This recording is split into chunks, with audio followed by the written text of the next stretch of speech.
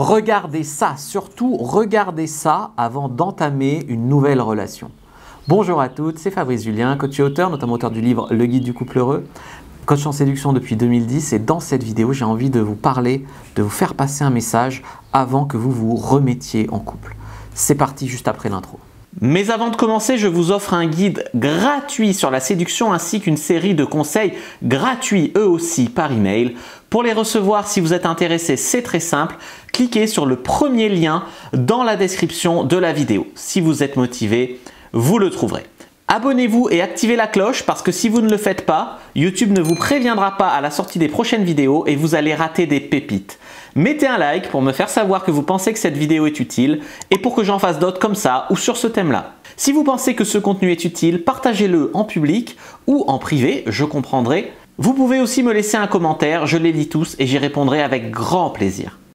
Ce message est très important. Ce message a pour but de vous éviter de reproduire les erreurs du passé. Alors, on vous dit souvent, pour être en couple, il faut être heureuse, il faut être déjà heureuse, etc.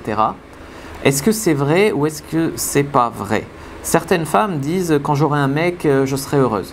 D'autres disent, il faut que je sois heureuse pour avoir un mec. Donc, c'est pas avec cette logique-là qu'on va s'en sortir. C'est pas cette logique-là parce que si vous n'êtes pas bien dans votre peau pour d'autres raisons, ça peut être le boulot, la famille, une maladie, machin, il peut y avoir plein de raisons qui font que vous n'allez pas très bien. Et pensez que ce qui va vous sauver, en fait, c'est une relation à l'extérieur, etc. Alors il faut quand même être assez heureuse,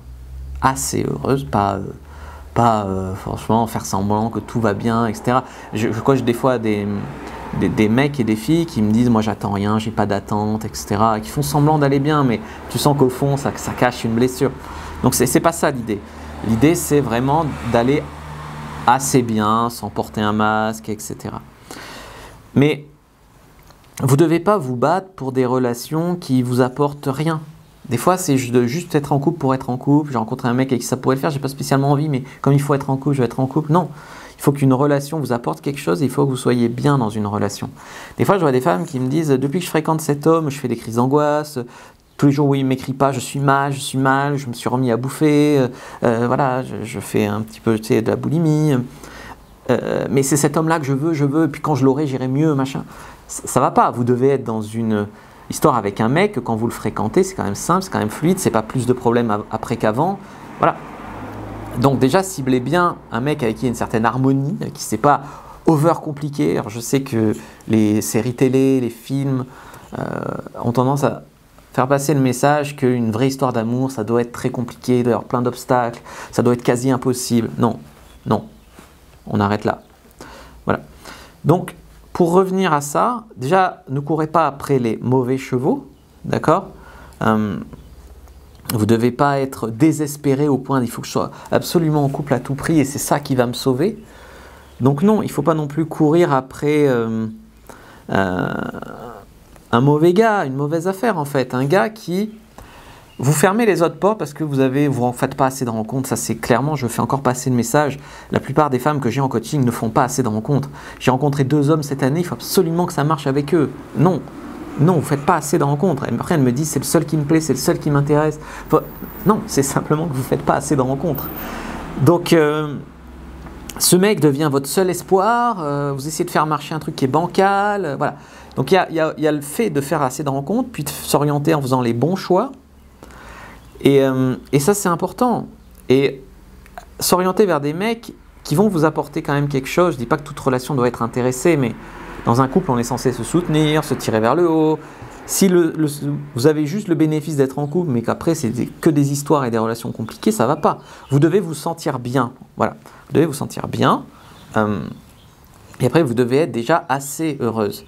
Être assez heureuse, ça veut dire que vous avez une vie assez cool à partager et que vous avez une vie, voilà. Vous voyez cette table, elle est bancale, là, vous voyez.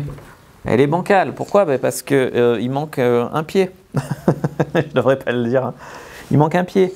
Donc, elle est bancale parce qu'il manque un pied. Mais votre vie, c'est pareil. Votre vie, vous voyez, elle aurait les 3 pieds là.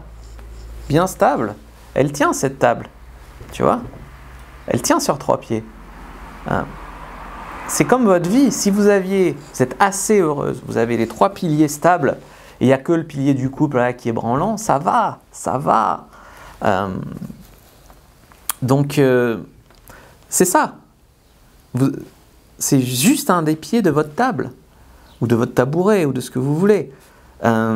Personne n'est heureuse 24 sur 24, 7 jours sur 7, etc. Par contre, il faut quand même avoir des bases relativement stables et solides. Et ce que je voulais dire aussi, c'est que si tu as les bases stables et solides, tu n'es pas désespéré.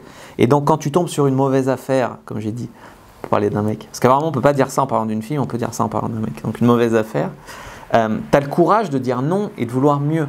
L'univers te parle. Et si tu rencontres quelqu'un qui n'est pas pour toi, qui te fait du mal et que tu t'accroches à cette histoire, l'univers, il ne t'encourage pas, il te punit, il t'envoie que des mecs qui te font du mal.